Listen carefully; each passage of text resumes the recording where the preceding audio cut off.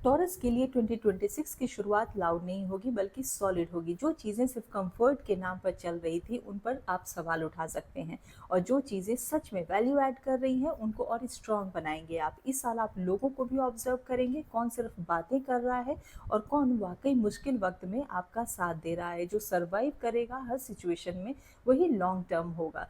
Career में 2026 कोई flashy growth का साल नहीं है, ये रिस्पॉन्सिबिलिटी के साथ पावर का साल है। आप पर लोग भरोसा करेंगे, आपसे डिसीजंस एक्सपेक्ट किया जाएगा, और आप ये रियलाइज करेंगे कि स्टेबिलिटी का असली मतलब होता है डेली डिसिप्लिन और कंसिस्टेंसी। एक्सक्यूजेस इस साल काम नहीं करेंगी।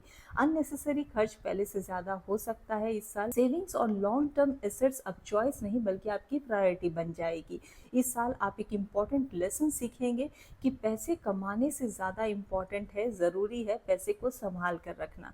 पॉसिबिलिटी है कि आप इस आने वाले साल में व्हीकल अपग्रेड कर सकते हैं, छोटी गाड़ी है तो बड़ी गाड़ी ले सकते हैं, कोई भी मेजर परचेज कर सकते हैं।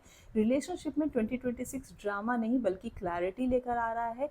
को डिपेंडेंसी धीरे धीरे खत्म होगी, बाउंड्रीज बनेंगी बिना लड़ाई झगड़े के।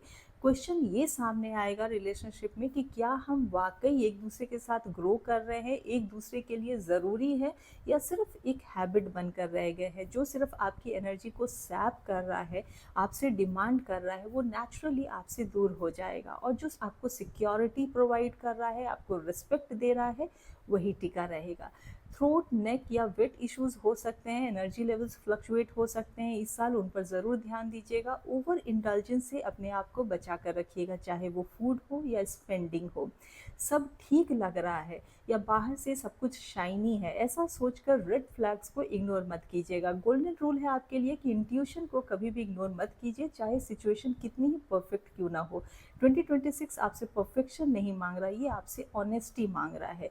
जो फॉल्स है वो कोलैप्स होगा, जो रियल है और स्ट्रांग होगा। बाय द एंड ऑफ 2026 आप ये कह पाएंगे कि मैं वही हूँ जहाँ मुझे होना चाहिए।